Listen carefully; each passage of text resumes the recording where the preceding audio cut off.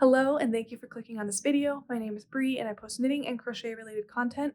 I'm going to get into the tutorial here in just a second, but I am going to demonstrate how to make these scrappy baskets. I have made 5 of these so far, each in different sizes, and I wanted to show all of the sizes in case you want to follow the exact measurements to create a similar size. I just wanted to preface with this visual reference. So this is the size large and it's super big. I'm holding it with my hand because it's so heavy. It's holding like 20 pounds of stuff. But yeah, this is the large. And then I have made 2 medium-sized baskets. Neither of them are holding much right now, so I will just show kind of a little bit of a reference for this one. This is like my standard project bag. It's perfect for holding a project or two, all the yarn you need. This is the size small. Just looks like that. And then this is the one I made in the video, which is the extra small, and it's holding a bunch of stuff right now. But I will leave all of the descriptions for the pattern for each size in the description box. So if you like the size of any of these in this reference, you can go ahead and just follow those numbers that I have down below. And yeah, I'm just going to go ahead and get into the video now. So for this basket, you are going to need at least 4, but preferably 5 strands of acrylic worsted weight yarn. And here I am using 4 worsted and 1 sport weight, but I prefer to just use 5 strands of worsted weight yarn and an 8mm crochet hook. So I'm beginning with a magic ring, which I will link a tutorial on how to do if you do not know how to do already. But I just create my magic ring, and then inside of it I'm going to place 6 single crochet. So my single crochet are just standard: insert into the magic ring, yarn over, pull up a loop, yarn over, pull through, 2 loops on the hook.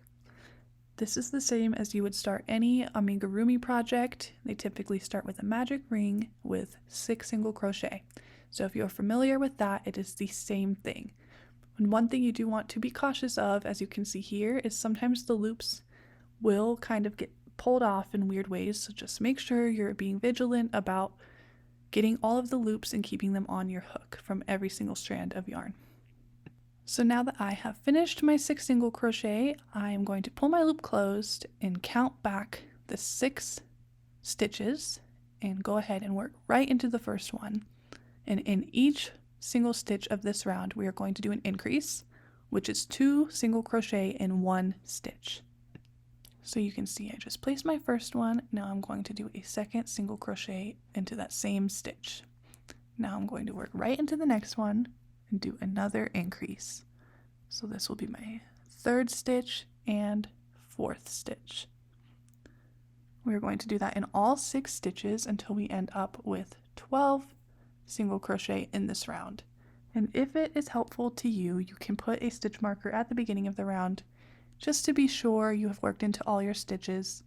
I don't typically do that for these baskets just because even if I do make a mistake, it's very hard to tell and it doesn't make a huge difference. But if it's easier for you to work with stitch markers, then that is completely available. So you're just going to continue doing 1 increase in every stitch until you have 12 stitches in your round.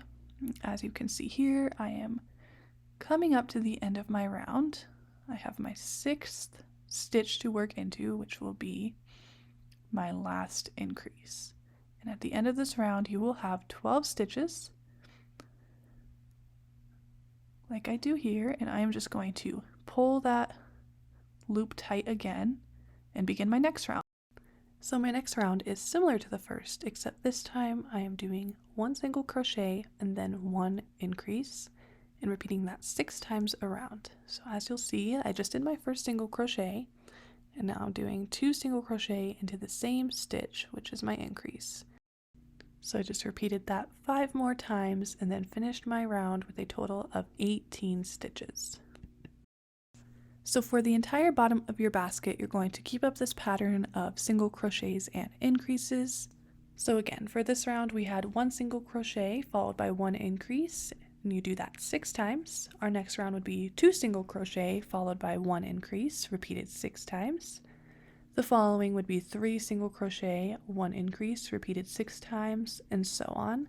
And I will have all of these numbers down below, followed by what the total amount of stitches each round should have. And you are just going to repeat this pattern until you get to a size of the base of the basket that you like. And I will show mine here in just a second. So at this point, I am on my last row of my basket, and again, this is the small size. So for my last row, I'm doing 9 single crochet and then an increase. And that's going to give me a total of 66 stitches at the end of the round. So if you like the size of the small basket, you would do that same pattern all the way until you're finishing your round with 66 stitches. And again, that would be 9 single crochet followed by an increase. And this is what that looks like. So I'm coming up to the first increase of my last round, and I am going to repeat that 6 more times and then show you guys what the base of my basket looks like.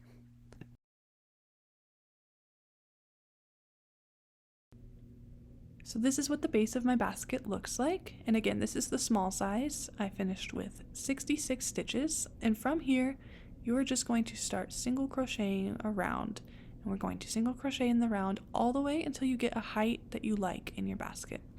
So this part is super easy. You can use stitch markers again to mark the beginning of your round, but since you are just going in the round and not chaining one and turning or anything like that, I don't think stitch markers are really necessary because you can't tell if the beginning of your round is 1 or 2 stitches off, and it's pretty easy to see the beginning of your round. As you can see right here, I'm coming right up to the beginning of the round, but I did want to show how I join my 2 strands of yarn together when I run out in the middle of a ball. So I'm pretty sure this technique is called the invisible knot, and I will link a very in-depth tutorial down below on how to do it, but basically I just tie the 2 strands together with a knot on each side and then pull them tight, and I'm going to show you how I work them into the pattern too and keep them on the right side. So I'm just single crocheting all the way to where that little knot is, and when I come up to it, you'll see I right here crocheted it into the single crochet, and that's not what you want to do. So what I like to do is separate those 2 end strands and try to hold the new working yarn. So right here, instead of just working it in and not giving any attention to those end strands, I pull those little strands back into the inside of the basket and hold my new working yarn, which is attached to the new ball, while still trying to keep those little strands in the inside of the basket. And then we will weave them in at the end. So at this point, I have reached a height where I want to insert my handles. So I am going to fold my basket in half and then use a piece of scrap yarn to mark the 2 direct halves of the basket. So I'm just going to pull that scrap yarn through and then find the direct half on the other side and do the same thing. So originally I was going to put it there, but then I kind of remeasured and decided to move the scrap yarn 1 stitch over. And now we have a mark for where our handles will go. So I have just inserted my hook back into my working yarn, and I am going to crochet all the way until 2 stitches before that scrap yarn. So the same pattern, just regular single crochets. We're going to do that all the way up until 2 stitches before.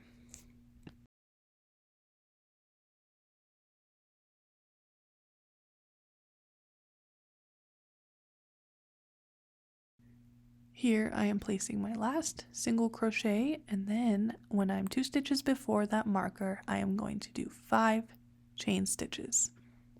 And you can see I kind of dropped a strand, so just make sure to pick that up. And then I am going to count 2 stitches after that marked stitch. And then I'm going to place my next single crochet and the stitch after that. So in total, we are skipping 5 stitches and then continuing our single crochets into that 6th stitch.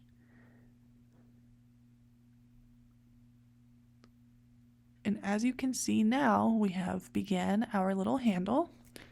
And I'm going to repeat that same thing, single crochet all the way across, and then do the same pattern for the handle on the other side.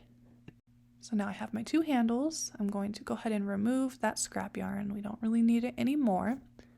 And I am going to single crochet all the way around until I reach my first handle I created.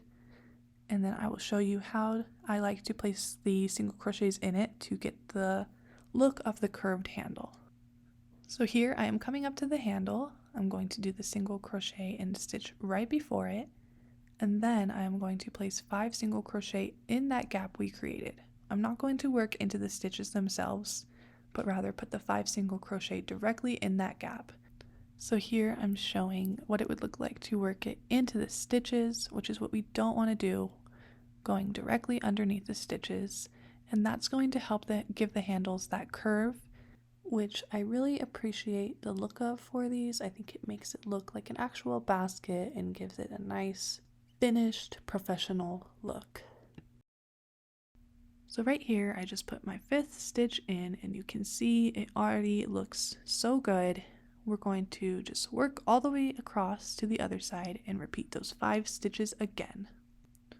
So once you've completed your handles, putting the 5 stitches in each one, you're just going to do one last round of single crochet all the way around, and you're going to do that into the 5 stitches that you created in your last round, and this is just going to add that stability and sturdiness to your basket. So here I'm coming up to the handles I created in the last round, and you're just going to do your single crochets right into the stitches. I just wanted to give a visual of this to make sure you can see how this looks compared to the last round we did. And right here you can see what I'm talking about, how it gives the handles that nice stable look, and it helps them stand up and helps the basket just look so much more put together. So I have finished that round, and at this point when you get to the end of your round, I like to finish with 2 slip stitches. So I'm doing one right there, and then another, and then I'm going to just pull my yarn and cut my ends, and then pull that yarn all the way through. So at this point, you're just going to want to take your tapestry needle. At first I tried to see if I could weave 2 ends at a time, but it doesn't work as well with this thick worsted weight yarn. So I just take 1 strand at a time and weave it into the basket. I like to go a different direction with each strand, which you will see. And this just helps keep all of those strands nice and secure. They will never come up. I've made so many of these baskets and I use them all the time, and I've never had any ends pop up or anything. But I just go into a different stitch with each one, and I just weave that end through. You can go a couple different ways, as you'll see when I take my next strand. I'm going to go into a different direction than I did the last 2 strands, and then I just do that for all 5 strands of my yarn. And I like to really just push it through, make sure it's not going anywhere. This is the same way that you would weave in your ends with any project, but I will say that this basket is very forgiving with the way that the colors marble together, and you really don't have to be perfect with this. You just want to make sure that they are secure. That's kind of the main concern here. So yeah, I just wanted to show how I do this, and then you're going to repeat this step for your magic ring strands in the middle, and just make sure that they are all nice and secure. And any strands that are popping out from any invisible joins, you can also weave in at this point as well. But as you can see, I just cut them right there, and I have never had an issue with any popping out or anything. But if you want to weave them in even more, you totally can. So there are my strands from the magic ring. I went ahead and did the same process for those, and I did it for any little ends sticking out. And that is the finished basket. I am so in love with making these. They're so fun and quick, and they are a great way to use up your scrap yarn. I hope you enjoyed this tutorial, and thank you so much for watching.